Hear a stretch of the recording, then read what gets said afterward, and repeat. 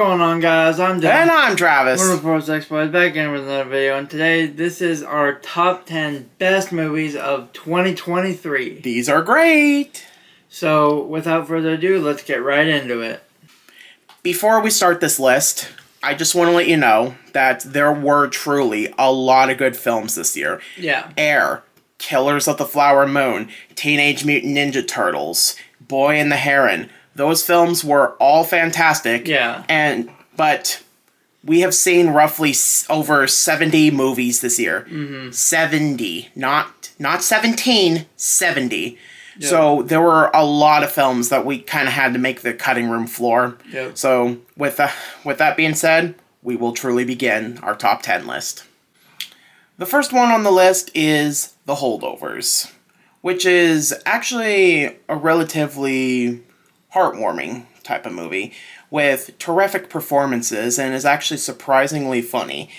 It basically is in the style of like those John Hughes films from the 80s, so stuff like Breakfast Club. And even though this is not a John Hughes, I got a lot of Dead Poet Society from this movie. Yeah. It's just a heartwarming experience and probably may go down as a modern holiday classic. Yeah. The next one on our list is the one I see is probably the most underrated film of the year. Are You There, God? It's Me, Margaret. Yeah. I haven't read the book. My mother has, though, and actually thought that the book, it was actually very accurate to the book, and I actually got a lot of merit from the movie as well. It tackles religion in a very mature way, kind of in a way where they don't pick which side is necessarily good or bad. They just encourage you to basically make your own choices rather than letting your parents decide. Along with being a funny movie about becoming of age. Yep. Next on our list is Mission Impossible, Dead Reckoning Part 1. I almost forgot the title. It's a thing where I feel that every Mission Impossible film, every sequel, keeps getting better than the last one. Yeah, I would have to agree. Every sequel just keeps getting better. The action sequences are really fun and terrific. Mm-hmm. And even though it does leave on a cliffhanger, I don't mind it because it just makes me excited for what the next one is, which I think might be the final one. I don't remember, but I'm excited nevertheless. The next one on our list is Barbenheimer. No, you did not hear wrong. Oppenheimer and Barbie kind of tied together in this big phenomenon that I don't think probably won't happen again. Yep. But both are really good in their own right. Oppenheimer is a really good historical drama about the creation of the atomic bomb, along with the moral dilemma behind the aftershock of making such a weapon of mass destruction. Yep. Barbie is probably one of the funnier films of the year, while even though it does have political stuff in it that people might take offense to it, it's never mean-spirited, and it's mostly played as a joke. Yep. And that I Am Ken number is probably just worth the price of admission alone. Yep. Next on our list is Guardians of the Galaxy Volume 3. Man, what a movie to tug on your heartstrings. I mean, goddamn. Probably the best of the Guardians films. I mean, for God's sake, this movie really... There hasn't been a Guardians movie really that really made me cry that much, but this one, oh my gosh. It is a film that is very hard to watch, especially if you're an animal lover. I will warn you for sure. But it has pretty much everything that makes the Guardians films good, but this one even better, and is a great one to leave off on. It's amazing, yeah.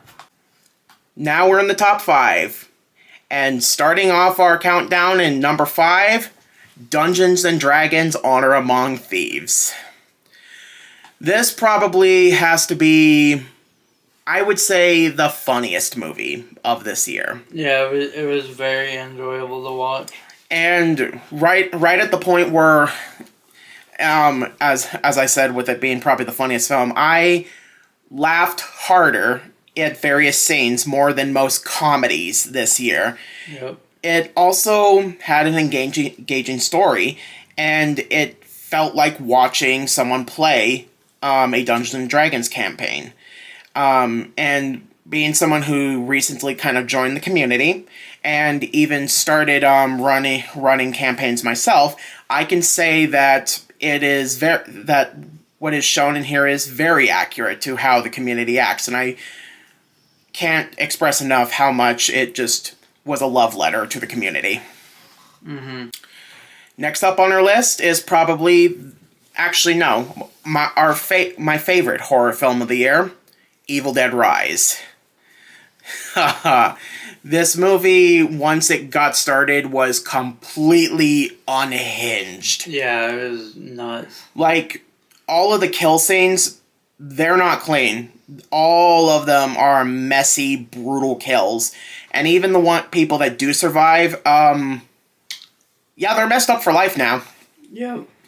But it is an exciting, thrilling film that is both somewhat hilarious, but kind of nerve-wracking at the same time. I cannot wait to see more of these movies. Number 3, John Wick Chapter 4.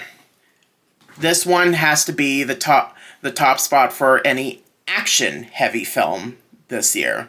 Mm-hmm. The action, I don't know how I got into John Wick this late, but oh man, what a one to start with. Yeah, definitely. The action sequences are intense and creative and brutal. And even though the movie is long, it does not feel like a long movie. And it's one of those films that feels like artsy to a point where it's like...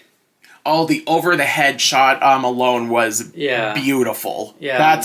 That's dedication. It's kind of like... I wouldn't call it like a cinematic masterpiece, but it's like the camera angles that they use in the movie are very, very well done. Mm-hmm. And just the fact that the fight choreography rivals most superhero films. Like, yeah. Now, for the next two, this was probably the hardest one to decide, because two are equally worthy for the spot of number 1. Definitely. But after much discussion, we decided that, at least for now, this is the placement that we're doing now. Number 2 on our list, Spider-Man Across the SpiderVerse. Yep.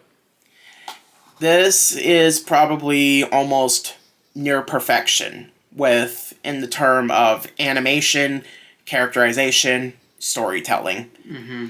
And just the action sequences alone are amazing. I think it came like a lot of shock of people that it lost at the Oscars for animation, but granted, now compared to like what it lost to was great animation. Yeah, because what people don't understand is what it lost to was all hand drawn and stuff like that. Yeah, and I think that's the important thing. I like Boy and the Heron. I really do like Boy and the Heron. It has great themes and beautiful animation, but I think that, personally, at least with animation alone, I honestly think SpiderVerse should have won. And I understand that. It's because, like, how much work went into SpiderVerse and how many animation teams there were working on it. And if there's any other film that I think it should have lost to, it should have lost to Miyazaki. Yeah. I honestly think that's the only other one that was competing anyway. But I am really excited for whenever Beyond the Spider-Verse comes out. And I am too, for sure. I'm always excited for pretty much any Spider-Man movie. Well, if you've seen everyone else do their rankings, if Spider-Verse got number 2, you might have a clue on what number 1 is. Or here. But basically one of the latest films to make it in my top 10. Number 1, Godzilla -1.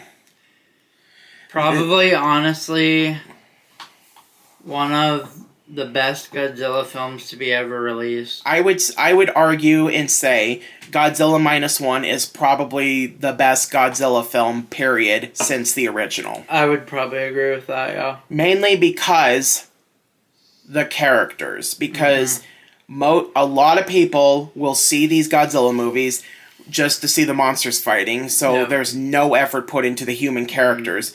But this movie has character development. It goes through themes of survivor's guilt and PTSD, and it does it in a very, very mature way.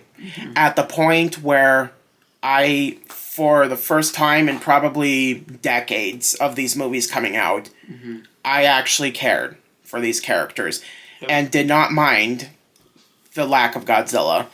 But with Godzilla alone, he's amazing. The visual effects are incredible. At the point where I actually would have been legitimately kind of mad if it did not win visual effects, because just look at that movie. Yep, and it also dominated the Japanese Academy Awards as well. So. As it should have. Yeah. But probably on another day, SpiderVerse would have swapped with this, but at least for now, Godzilla -1 is the best film of 2023. For sure. So those were our top 10 movies of 2023. If you have your favorite movies of this last year of 2023, comment them down below. We'd really love to know. If you want to see more videos like this video and you like this video, hit that subscribe button, smash that like button, turn on notifications so you get notified when we upload videos. I'm Dylan. And I'm Travis. And we're the Projects Boys. See ya.